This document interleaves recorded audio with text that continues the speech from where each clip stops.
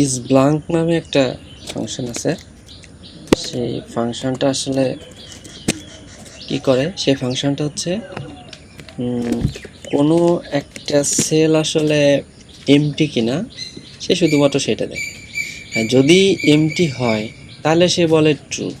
যেমন আমি যদি এখানে দিই ISBLANK কোনটা, আমি শুধু এটা দেখতে চাচ্ছি, তাহলে দেখাবে ট্রু। কিন্তু যদি আমি দিই ডটস তাহলে দেখাবে ফলস।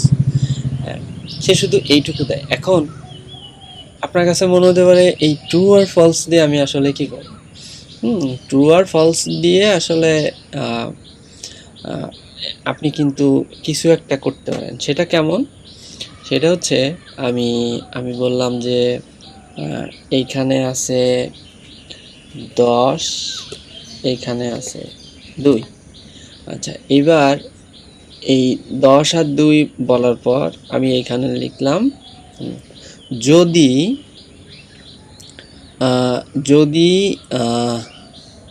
এ অন ব্ল্যাঙ্ক হয়। হ্যাঁ, যদি এ অন ব্ল্যাঙ্ক হয় তাহলে আমরা এখানে কি দেব? ইফ কোনটা, এটা হচ্ছে এ অন, তাহলে ওটা দেবে ইজ ব্ল্যাঙ্কের ভিতরে, ইজ ব্ল্যাঙ্ক। যদি এ অন ব্ল্যাঙ্ক হয় তখন তোমার কিছু করার দরকার নেই, ঠিক আছে? তুমি এই জায়গাটা স্কিপ করো। আর যদি ফলস হয় তার মানে ওইখানে ডাটা আছে, ঠিক আছে? যদি ফলস হয় তার মানে ওইখানে ডাটা আছে। আমরা এই যে একটা কমা দিচ্ছি এটার কারণ কিন্তু এই। তাহলে প্রথম কমাটা দিয়ে আমরা কি বলতেছি? প্রথম কমাটা দিয়ে বলতেছি যদি ওইটা ট্রু হয়, ঠিক আছে? যদি ট্রু হয় তাইলে তুমি কি করবা? তাহলে তোমার কিছুই করার দরকার নেই।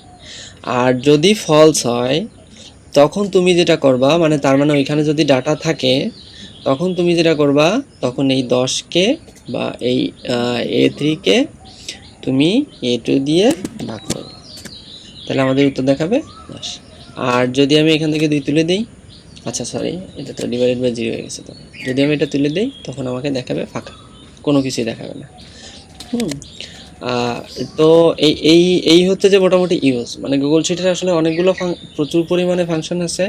তো আপনি যখন ব্যবহার করবেন এই ক্রিয়েটিভিটিটুকু কিন্তু আপনার, মানে আপনি এটা ব্যবহার করতে করতে অভ্যস্ত হয়ে যাওয়ার পরে তখন দেখবেন যে আপনি বিভিন্ন কিছু মানে আপনার নতুন নতুন করে আপনি ব্যবহার করতে পারতেছেন। হ্যাঁ, তো তাহলে আমরা কি দেখলাম? ISBLANK আসলে কি করে,